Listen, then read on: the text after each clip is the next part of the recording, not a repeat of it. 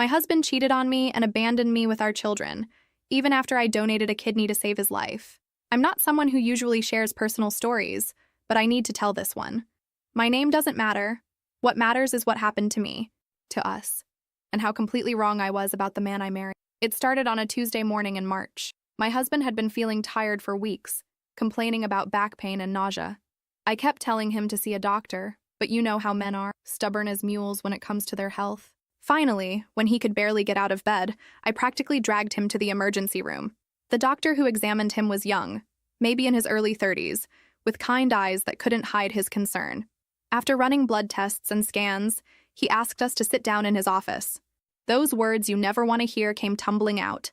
Kidney failure, advanced stage, immediate intervention required. Without a transplant, we're looking at months, not years, the doctor explained, his voice gentle but firm. The waiting list for a deceased donor can be 3 to 5 years. Your best option is finding a living donor, someone close to you who's willing and compatible. My husband just stared at the wall, his face pale as paper. Our 2 kids, 8 and 10 years old, were at school, completely unaware that their father was dying. I remember thinking how I would tell them, how I would hold our family together through this nightmare. I want to be tested, I said immediately, reaching for his hand. I'm his wife. Test me first. The doctor nodded, already reaching for paperwork. We'll need to run comprehensive tests. Blood work, imaging, psychological evaluation. It's major surgery for you too, with real risks. My husband finally looked at me, tears in his eyes. I can't ask you to do that. You're not asking, I told him, squeezing his hand. I'm telling you I'm going to do it. That night, after we'd somehow managed to have dinner with the kids without falling apart, we lay in bed talking about everything and nothing. He kept apologizing as if getting sick was his fault. I kept reassuring him that we'd get through this together, like we always had. What if something happens to you during surgery? He whispered in the dark. Nothing will happen, I promised, though my heart was racing with fear. I'm strong, and I love you. That's enough. 3 days later, I was at the hospital for my first round of testing. Blood type, tissue compatibility, kidney function, test after test to see if I could save my husband's life. The transplant coordinator, a middle-aged woman with silver hair, explained everything in detail. Living donor surgery is generally safe, but there are risks. Infection, bleeding, even death in rare cases. You'll live normally with 1 kidney, but you'll need regular checkups for the rest of your life. I signed every form without hesitation. My husband sat beside me, quiet and grateful, holding my free hand as I wrote my name over and over. 2 weeks of waiting felt like 2 years. Finally, the call came while I was making breakfast. The coordinator's voice was warm with good news. You're a perfect match. We can schedule surgery within the month. I hung up and turned to my husband, who was reading the newspaper at our kitchen table. We're compatible, I said simply. He stood up so fast his chair fell backward, and then he was holding me, crying into my shoulder like I'd never seen him cry before. Thank you, he kept saying. Thank you for saving my life.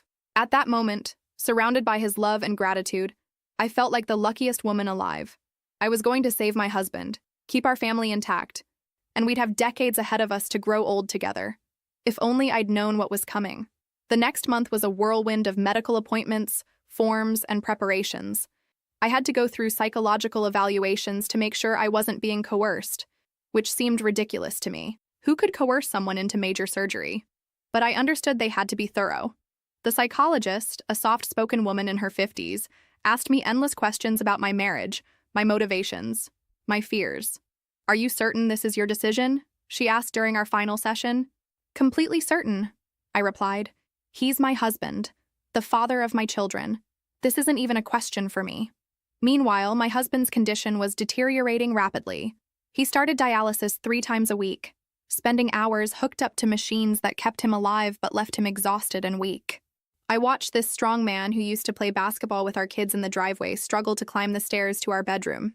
Our families rallied around us. My mother flew in from Oregon to help with the kids, and his parents drove up from the South every weekend.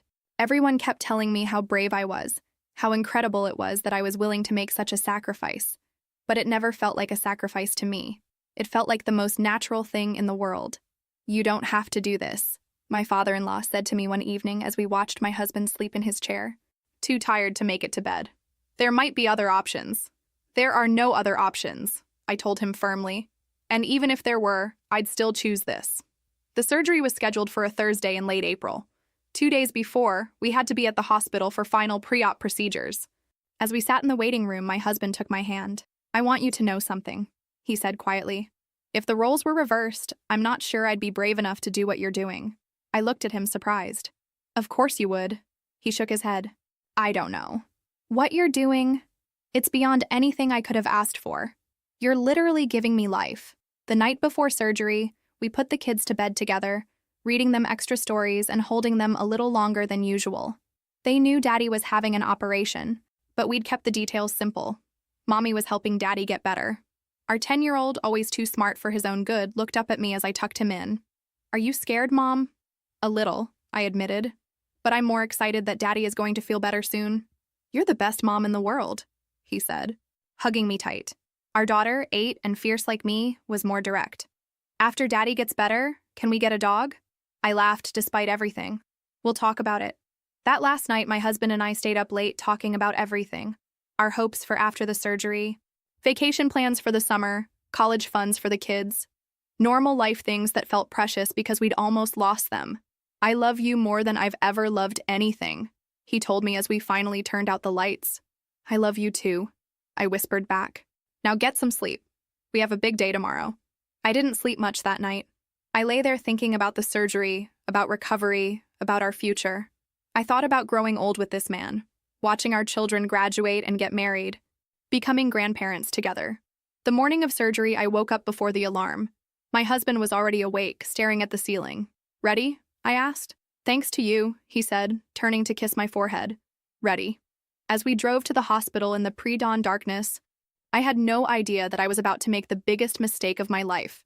The morning of surgery felt surreal, like I was watching someone else's life unfold. We arrived at the hospital at 5:30 a.m. and the staff immediately separated us for prep.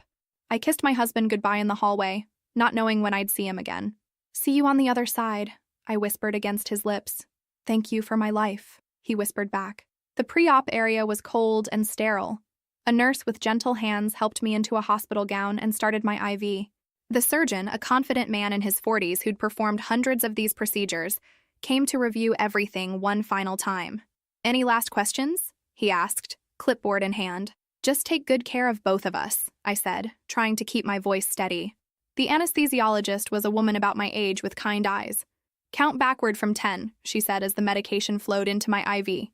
10, 9, 8. And then nothing. I woke up hours later in recovery, groggy and confused. The first thing I felt was pain, deep, aching pain in my side where they'd removed my kidney. A recovery nurse was checking my vitals. "How did it go?" I managed to ask, my mouth dry as cotton. "Perfectly," she smiled. "Your kidney is already functioning beautifully in your husband. You're a hero." Hero. The word felt strange. I'd just done what any wife would do. The next few hours were a blur of pain medication, vital sign checks, and visits from doctors. My husband was in recovery too, but they wouldn't let me see him yet. My mother and his parents took turns sitting with me, bringing updates. "He's doing wonderfully," his mother told me, tears in her eyes. "The color is already coming back to his face. You saved our son." By evening, they finally wheeled me to see him. He was awake, sitting up slightly in his hospital bed, and he looked better than he had in months. The grayish pallor was gone, replaced by healthy pink skin. "Hi, beautiful," he said softly when he saw me. I started crying, from relief, from pain, from pure emotion. "Hi yourself." The nurses positioned our beds so we could hold hands. His grip was stronger than it had been in weeks. "I can already feel the difference," he told me. "I feel like I can breathe again, like I'm actually alive." My recovery was harder than expected. What should have been a 3-day hospital stay stretched to 6 days due to complications with my wound healing. The doctors assured me it was normal for some patients, but I felt frustrated being stuck in bed when I wanted to take care of my family.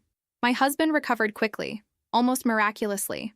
By day 4, he was walking the halls and talking about going home. The transplant team was thrilled with how well his body accepted my kidney.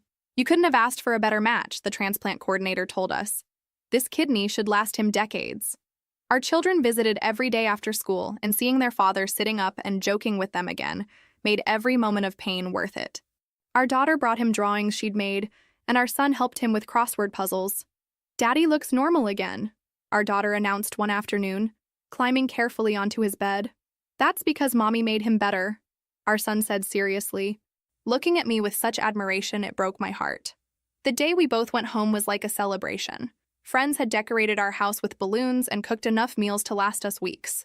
My husband couldn't stop thanking everyone, telling them how amazing I was, how I'd literally given him a second chance at life.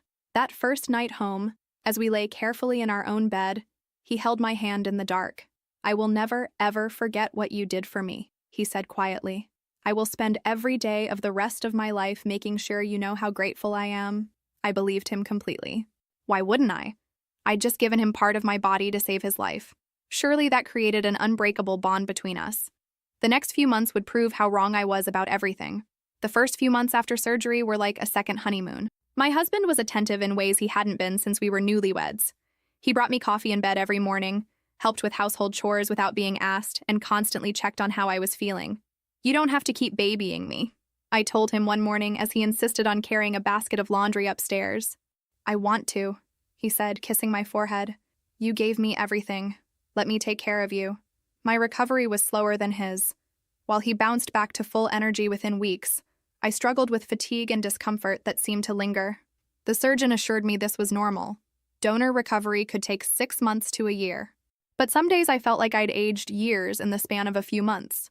"I'm sorry this is taking so long," I said one evening when I had to lie down instead of helping with homework. "Don't you dare apologize," he said firmly. "You saved my life. Whatever you need, however long you need it, I'm here." He took over bedtime routines with the kids, cooked dinner most nights, and handled weekend activities when I was too tired to participate. Friends and family were amazed by his transformation. "He's like a different person," my sister commented during one of her visits. "So attentive, so grateful. Surgery really changed him." It had changed both of us, I thought. Going through something so intense together had deepened our bond in ways I couldn't have imagined. We talked more openly about our fears, our dreams, our love for each other. "I keep thinking about how close we came to losing all this," he said one night as we watched the kids play in the backyard. "I never want to take any of it for granted again." "We won't," I assured him. "We'll appreciate every day." And we did for a while. He planned romantic dates for when I felt well enough, quiet dinners at home, sunset walks around the neighborhood, movie nights on the couch, simple things that felt precious because we'd almost lost them. The kids noticed the change too. Their father was present in ways he hadn't been before, engaged and energetic. He helped with science projects, attended school events, and even volunteered to coach our son's little league team. "Dad's so much more fun now," our daughter told me one afternoon as we watched him teaching her to ride a bike without training wheels. "He feels better," I explained. "When you're not sick anymore, everything seems more exciting." By month 3, I was starting to feel more like myself, though I still tired easily.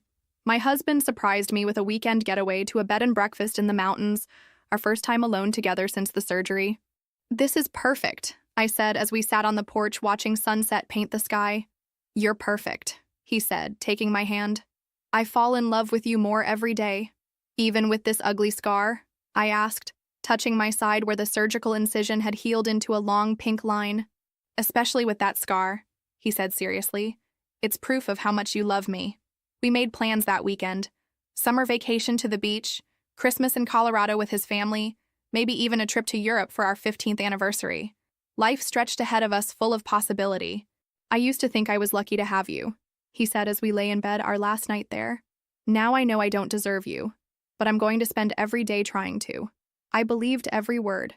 How could I not? This man had seen me at my most vulnerable, had watched me sacrifice my body for his health, had witnessed the depth of my love.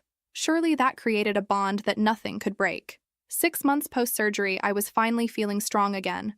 We celebrated with dinner at our favorite restaurant, the one where we'd had our first date 15 years earlier. "To my hero," he toasted, raising his glass of wine. "To us," I corrected, clinking my water glass against his. If only I'd known that was the beginning of the end. The changes started so subtly, I almost convinced myself I was imagining them. It began around the 8-month mark after surgery, when my husband started working late more frequently. "Big project at the office," he'd explain, loosening his tie as he came home at 9 p.m. instead of his usual 6:30. "Sorry, honey, you know how it is." I did know. He worked in marketing for a mid-sized company, and they did have busy periods. But these busy periods seemed to be stretching longer and happening more often. The morning coffee in bed stopped. The thoughtful gestures became less frequent. When I mentioned it gently one evening, he seemed genuinely surprised. "I haven't been doing that?" he asked, looking confused. "I'm sorry. I've been so distracted with work. Things will calm down soon." But they didn't calm down. If anything, the distance grew wider. He started going to the gym after work instead of coming straight home, saying he needed to get back in shape now that he was healthy again. "That's great," I told him, trying to be supportive. "I'm glad you're feeling so energetic." "You should come with me," he suggested half-heartedly. "I'm still not cleared for intense exercise," I reminded him. The doctors had said my remaining kidney needed more time to adjust before I could return to vigorous activity. Right, of course, sorry. But I noticed he didn't offer alternatives, didn't suggest walks or other activities we could do together. Instead, he'd shower after his workout and retreat to his home office to catch up on emails. The kids noticed too, though they didn't say anything directly. Our son stopped asking Dad to help with homework, automatically bringing his math problems to me instead. Our daughter began setting the table for 3 instead of 4 on weeknights. "Is Daddy working late again?" she'd ask when 6:30 came and went. "He'll be home soon," I'd promise, though I was no longer certain that was true. When he was home, he seemed restless, always checking his phone, always having somewhere else he needed to be. The man who had spent months being completely present was suddenly scattered and distant. "Are you feeling okay?" I asked one night as we got ready for bed. "You seem different." "Different how?" "I don't know. Distracted, maybe? Like your mind is somewhere else." He was quiet for a moment, brushing his teeth with unusual focus. "I'm just processing everything, I guess. Having a second chance at life makes you think about things differently." "What kind of things?" "Just everything. Life, choices, opportunities. Don't worry about it." But I did worry. The man who had promised to spend every day showing his gratitude was suddenly acting like he'd forgotten what I'd done for him. Not that I wanted constant praise, but the complete shift in his behavior was unsettling. I tried to talk to my sister about it, but I felt foolish complaining. "He's healthy and working and providing for his family," I told her. "I should be grateful." "You literally gave him a kidney," she said bluntly. "You're allowed to expect some basic attention from your husband." 3 weeks later, he announced he was going to a work conference in Chicago for the weekend. This was normal. He'd always traveled occasionally for work, but something felt different this time. "Can I come with you?" I asked impulsively. "Make it a weekend getaway?" "It's all meetings and networking events," he said quickly. "You'd be bored. Besides, the kids need you here." The kids could have easily stayed with my mother, and we both knew it. But I didn't push. He left Friday morning with a new suitcase and came back Sunday night quiet and withdrawn. When I asked how the conference went, he gave vague answers about presentations and meetings. That night, as he showered, his phone buzzed with a text message. I glanced at it automatically. We'd always been open about our phones, never secretive. The preview showed just a first name and the beginning of a message. "Had such a wonderful time." I told myself it was probably a colleague thanking him for something work-related, but a cold feeling settled in my stomach that I couldn't shake. Over the next few weeks, the late nights became more frequent, the explanations more elaborate, and the distance between us grew into a chasm I couldn't seem to bridge.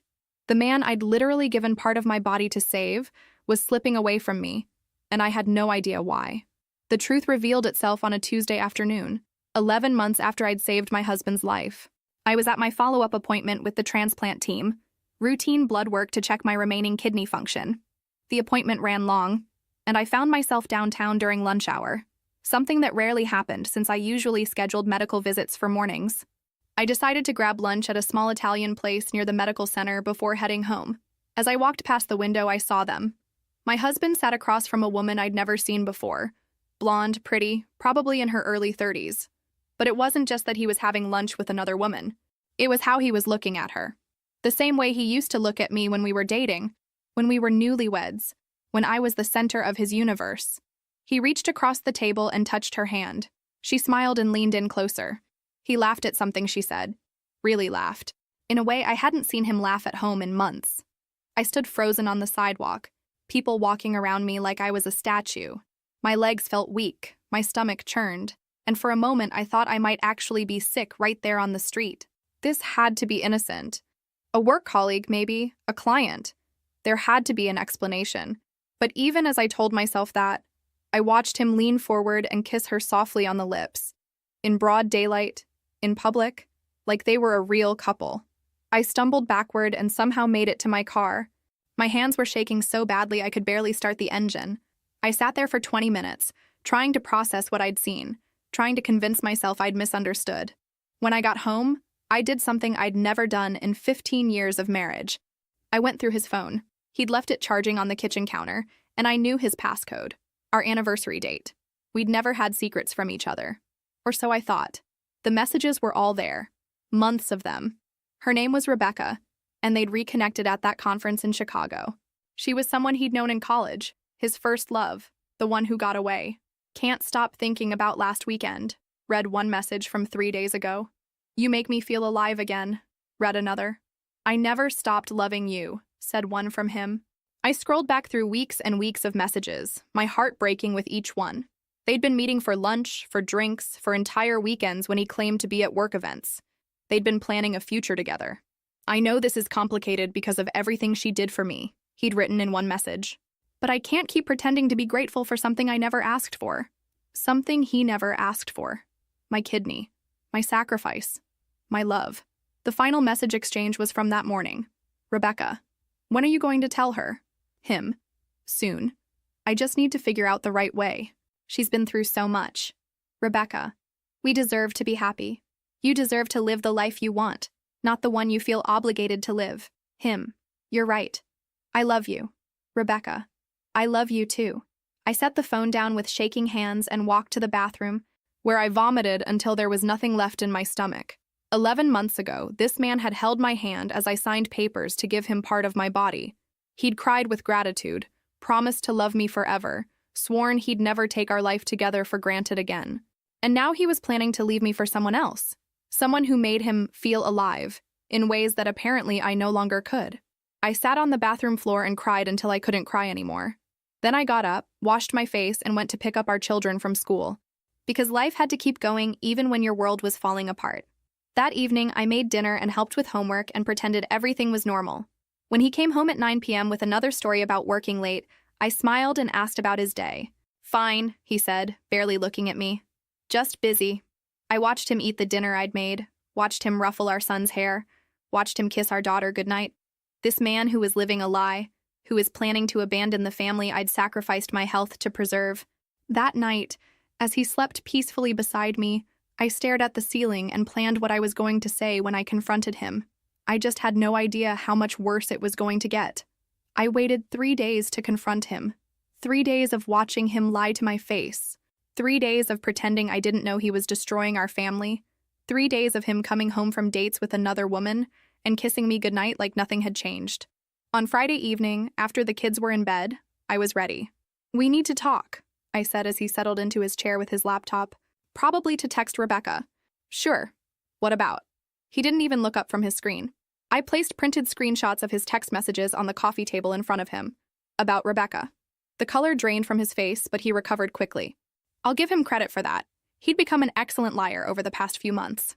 I can explain, he said, closing his laptop. Please do. I sat down across from him, my hands folded in my lap like I was conducting a business meeting instead of confronting my cheating husband. He was quiet for a long moment, and I could see him calculating what to say, how much truth he had to admit to now that he'd been caught. Rebecca and we have history, he finally said. We dated in college. She was my first love. I know who she is.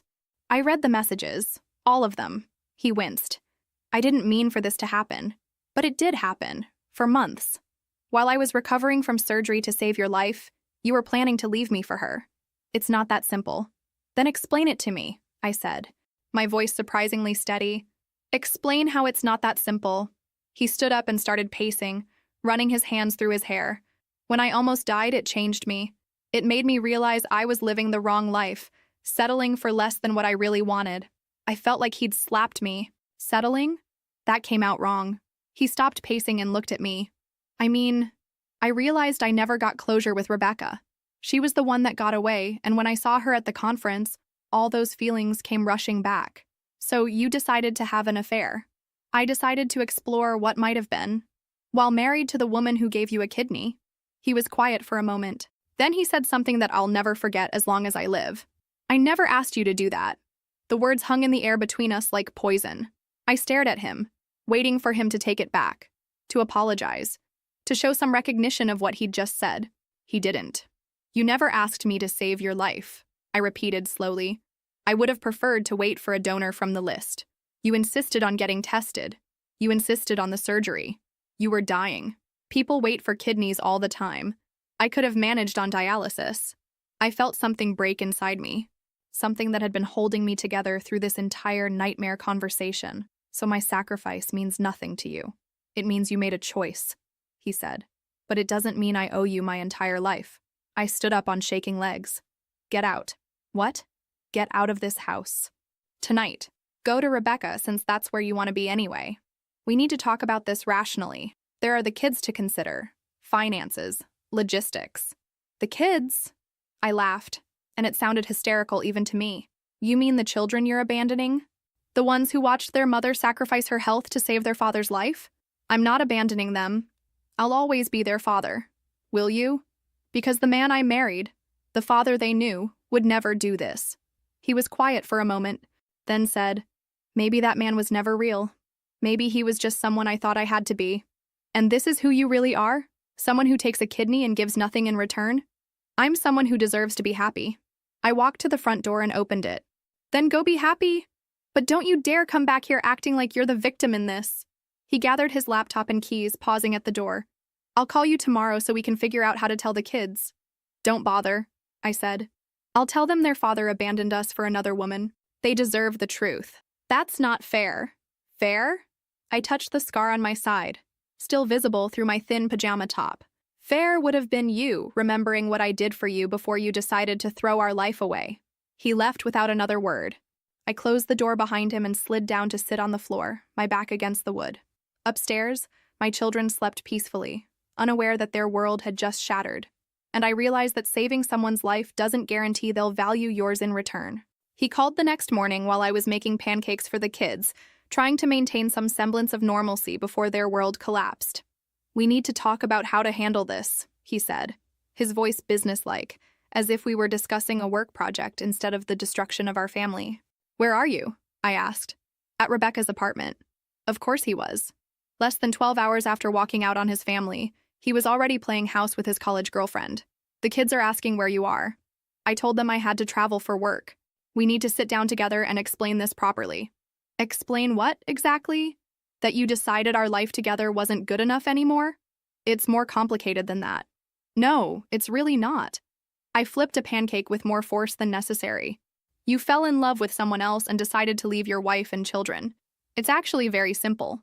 He was quiet for a moment. I want to see the kids this weekend. Fine. You can pick them up Saturday morning and explain to them why Daddy isn't living here anymore. That weekend was the hardest thing I'd ever experienced, and that includes major surgery. Watching my children's faces as their father explained that he was going through some changes and needed some space to figure things out was heartbreaking. Our daughter, always direct, asked, "Are you getting divorced?" He looked at me, then back at her. Mommy and I are taking a break to think about what's best for everyone. Our son, older and more perceptive, wasn't buying it. Did you do something bad, Dad? It's complicated, buddy. Sometimes adults need to make difficult decisions. I wanted to scream. I wanted to tell them the truth, that their father was a selfish man who'd forgotten that their mother had saved his life. But I held my tongue for their sake. Over the next few weeks, the pattern became clear. He'd pick up the kids every other weekend and one evening a week for dinner, playing the role of devoted father for a few hours before returning them to me. Meanwhile, I was handling everything: homework, bedtime routines, doctor's appointments, school events, grocery shopping, bill paying, all while processing my own grief and dealing with persistent health issues related to my surgery. I'm tired all the time, I told my doctor during a follow-up appointment. More tired than I should be. Stress can definitely impact recovery, she said gently. How are you handling everything at home? I'm managing. What else could I say? That my husband had abandoned me after I gave him a kidney? The divorce proceedings began a month later. He hired an expensive attorney and immediately started protecting his assets. The man who had once promised to spend his life showing gratitude for my sacrifice was now fighting me over every piece of furniture, every investment account. He's claiming that your medical decision was made independently and shouldn't factor into asset division, my lawyer told me during our first meeting. My medical decision to save his life? Unfortunately, organ donation is considered a voluntary gift under the law. It doesn't create additional financial obligation. I stared at her. So the fact that I gave him a kidney means nothing legally? Not in terms of property division? No. During our first mediation session, he sat across from me with his lawyer, looking healthy and confident. My kidney had given him this new life, this energy to start over, and he was using it to destroy everything we'd built together. My client is prepared to offer standard custody arrangements, his lawyer said. Every other weekend and 1 evening per week. That's generous, my lawyer replied sarcastically. I looked at my husband, my ex-husband. I had to start thinking of him that way. Do you remember what you said to me the night before surgery? That you'd spend every day of your life showing me how grateful you were? He wouldn't meet my eyes. People say things when they're scared. I wasn't scared. I meant every word I said to you. This isn't about gratitude, he said quietly. This is about moving forward. With Rebecca. Yes, with Rebecca. 3 months into the divorce process, he announced that Rebecca was pregnant. My children came home from a weekend visit with the news that they were going to have a half-sibling. Are you okay, Mom? Our daughter asked, studying my face carefully. I'm fine, sweetheart, I lied. Are you okay with the news? She shrugged. I guess. Dad seems happy. Happy. The man who had my kidney inside his body was creating a new family while dismantling the one I'd sacrificed my health to preserve. That night, I called my sister and cried for 2 hours straight. He's having a baby with her, I sobbed. I know, honey. I know. I gave him a kidney. I literally gave him part of my body, and he's having a baby with another woman. He's a monster, she said fiercely. And someday he'll realize what he threw away. But I wasn't sure he ever would. Some people, I was learning, are incapable of true gratitude. They take and take and take. And when you have nothing left to give, they move on to someone who does. The house felt impossibly empty without him, which was ironic since he'd been absent emotionally for months before he actually left. But now the silence was official. The abandonment, complete. My health began to deteriorate in ways the doctors hadn't warned me about. The fatigue wasn't just from stress, it was from my remaining kidney working overtime to do the job that 2 kidneys should be doing. My blood pressure spiked, requiring medication I'd never needed before. I developed protein in my urine, a sign that my kidney was struggling. This isn't uncommon, the nephrologist assured me during an emergency appointment when my blood pressure hit dangerous levels. Living with 1 kidney puts additional strain on your cardiovascular system, especially during times of high stress. High stress. That was one way to put it. Will these problems go away when things settle down at home? She looked at me with kind but honest eyes. Some of these changes may be permanent. We'll need to monitor you closely for the rest of your life. I sat in my car in the hospital parking lot after that appointment and wondered if it had all been worth it. I'd saved my husband's life at the cost of my own long-term health, and he'd repaid me by walking away without a backward glance. The kids were struggling too, though they tried to hide it. Our son's grades dropped, and he started having nightmares. Our daughter became clingy, afraid to let me out of her sight. Is it my fault Daddy left? She asked one night as I tucked her into bed. Oh, sweetheart, no. This has nothing to do with you or your brother. This is about choices Daddy made. But maybe if we'd been better... Stop right there, I said firmly, sitting on her bed. You and your brother are perfect exactly as you are. Sometimes adults make selfish decisions that hurt the people who love them. That's not your fault. But I could see she didn't entirely believe me. How could she? In her 8-year-old mind, families were supposed to stay together. When they didn't, someone had to be to blame. Friends tried to help, but their sympathy often made me feel worse.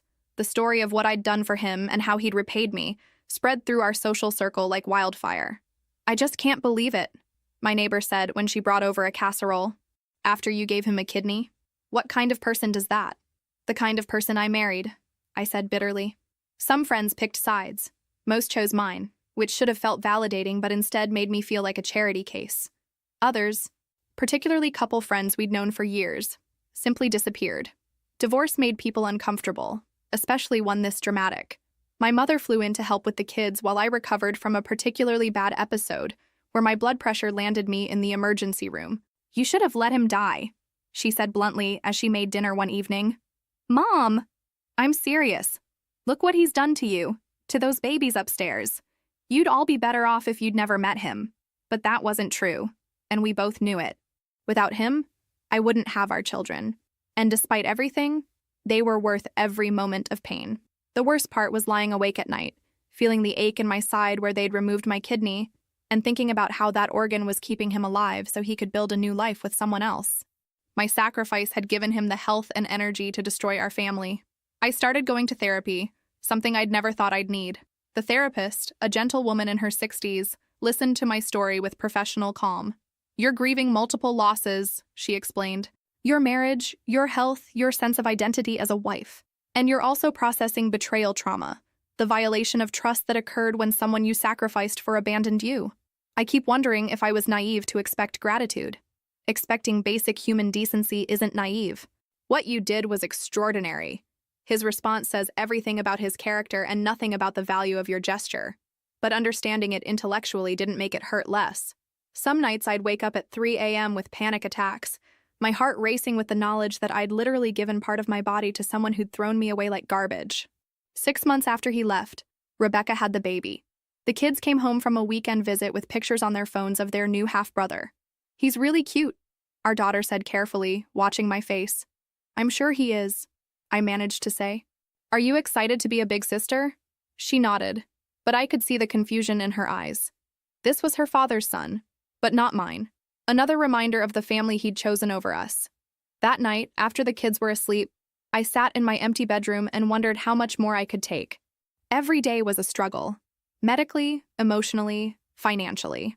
I was raising 2 children alone while dealing with health problems caused by the sacrifice I'd made for a man who no longer cared if I lived or died. But somehow I had to keep going, because those 2 children upstairs needed me to be strong, even when I felt like I was falling apart. The divorce was finalized 8 months after he walked out, but the legal battles were far from over. He fought me on everything: child support, alimony, division of assets. The man who had once promised to spend his life thanking me was now using expensive lawyers to minimize what he owed the family he'd abandoned. "He's claiming that your medical issues are pre-existing and unrelated to the kidney donation," my lawyer informed me during one of our many meetings. "That's completely false. I was perfectly healthy before the surgery. I know that, and you know that.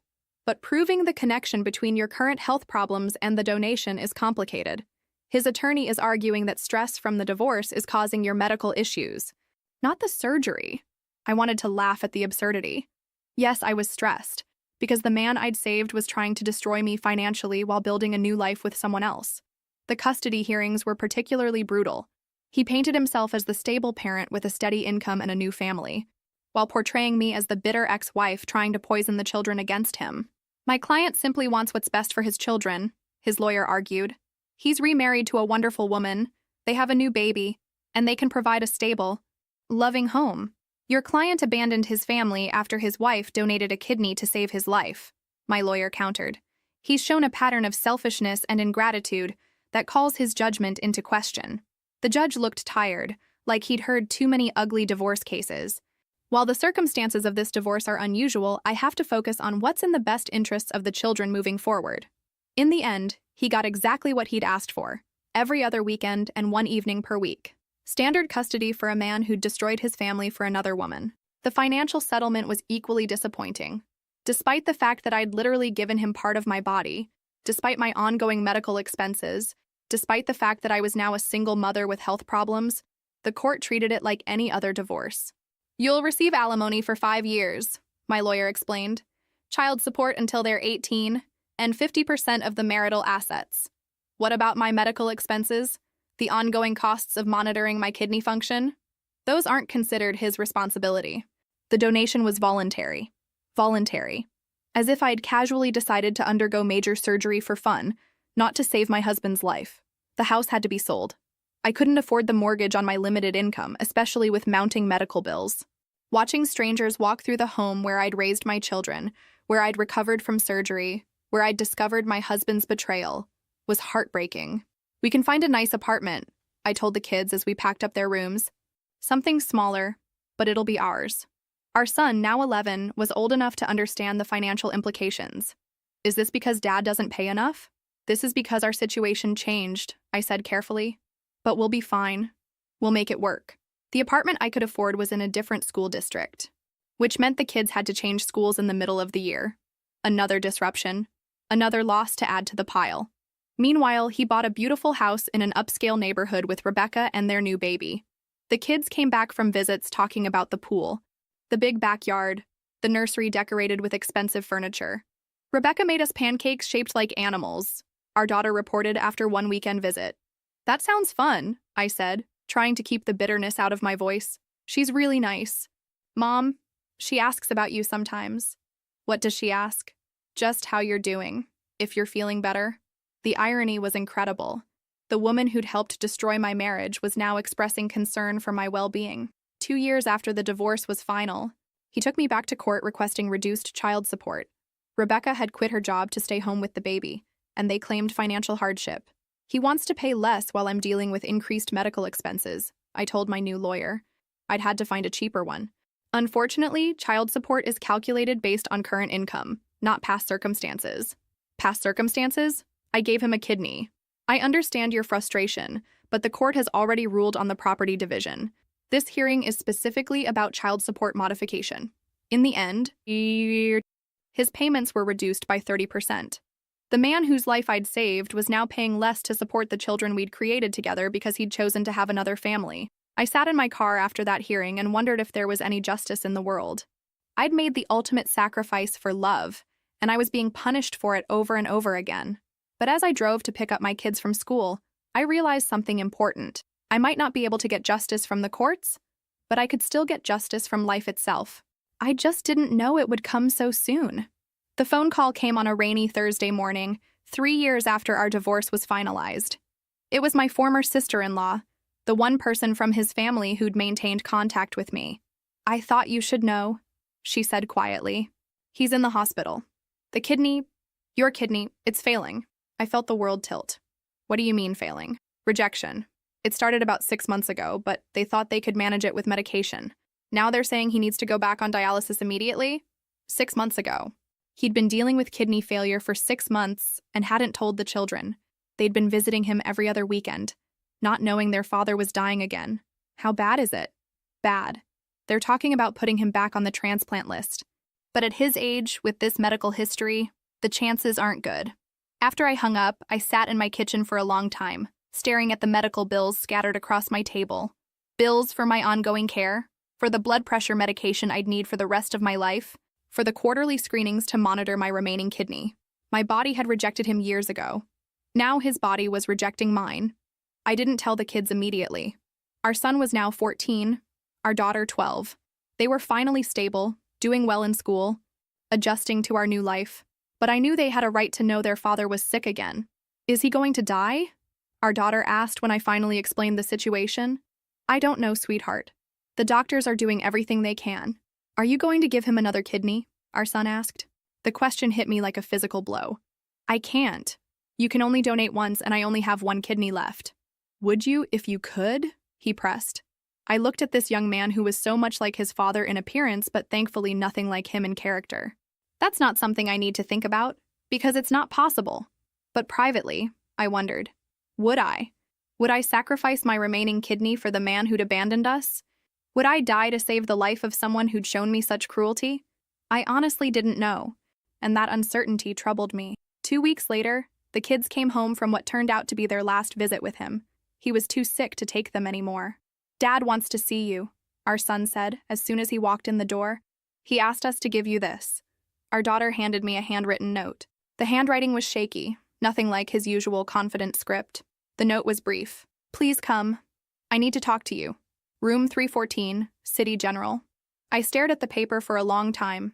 Part of me wanted to throw it away and pretend I'd never received it.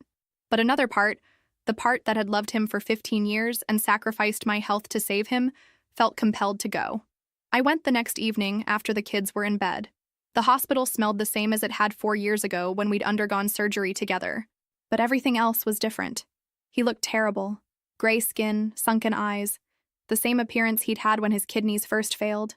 My kidney, the one I'd given him, was killing him slowly through rejection. But I wasn't alone in the room. Rebecca sat beside his bed, holding his hand, looking exhausted and worried. She was older now, no longer the young woman who'd stolen my husband. Motherhood and stress had aged her, just as betrayal and illness had aged me. She looked up when I appeared in the doorway, and for a moment we just stared at each other. The woman who'd saved him, and the woman who'd taken him. I'll give you some privacy, she said quietly, standing up. No, I said. You don't need to leave.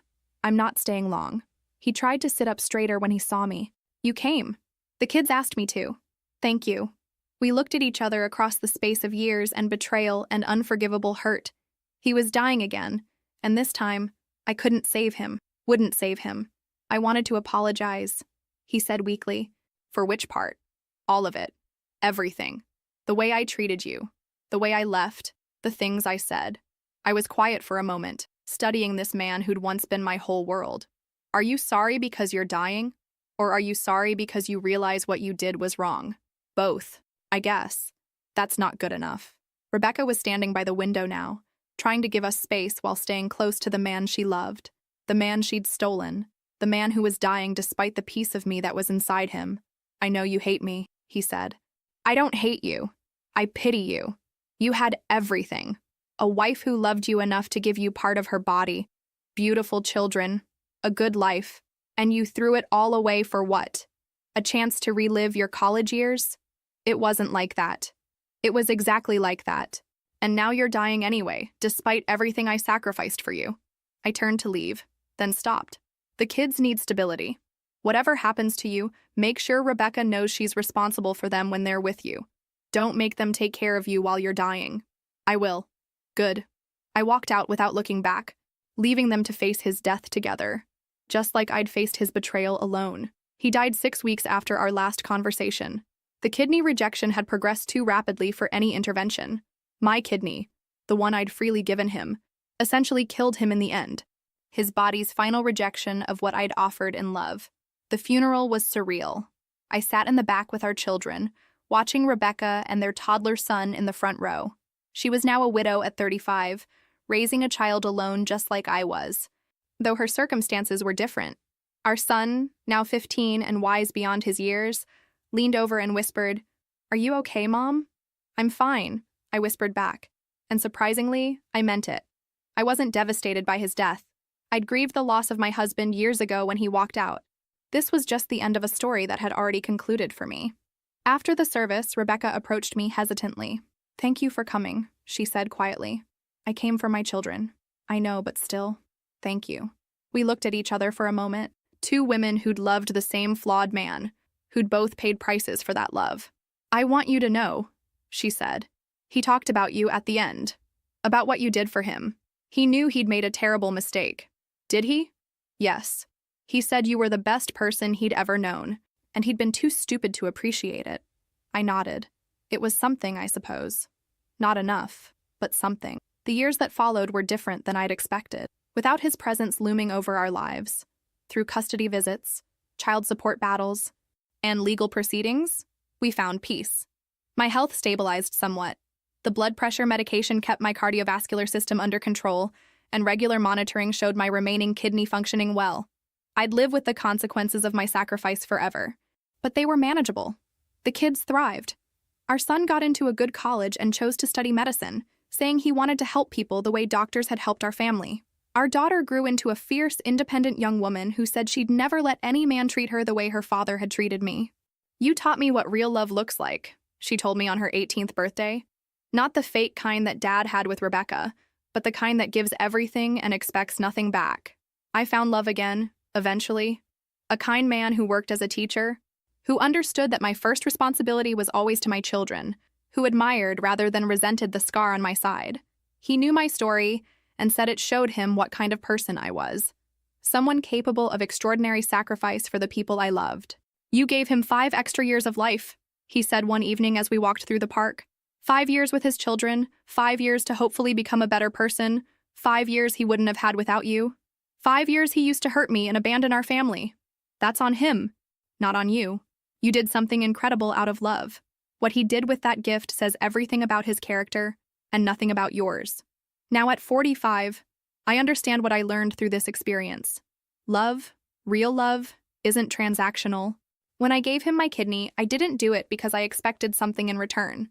I did it because I loved him, because I wanted him to live, because I couldn't imagine a world without him in it. The tragedy isn't that I saved someone who didn't deserve it. The tragedy is that he was too broken to appreciate what he'd been given, not just my kidney, but years of love, devotion, and sacrifice. Rebecca remarried 2 years after he died. She sent me a card when their son graduated from high school, thanking me again for the sacrifice that had given her stepson extra years with his father. It was a kind gesture from someone who understood the complicated nature of what had happened between us. My children both know the full story now. They understand that their mother gave their father part of her body to save his life, and that he repaid that sacrifice with betrayal and abandonment. But they also understand that my choice to save him wasn't a mistake, even knowing how it would end. Would you do it again? My son asked me recently, now a medical student himself. Yes, I answered without hesitation. Not because he deserved it, but because love doesn't calculate worth. Real love gives freely, without conditions, without guarantees. The physical scar on my side has faded over the years, but it's still visible. Sometimes I catch myself touching it absently, remembering, not with bitterness anymore, but with something approaching peace. I saved a man's life and he used that life to hurt me. But I also raised 2 incredible children who learned about sacrifice and dignity and unconditional love by watching how I handled the worst betrayal imaginable. In the end, that's worth more than his gratitude ever could have been. The kidney I gave him lasted exactly 5 years.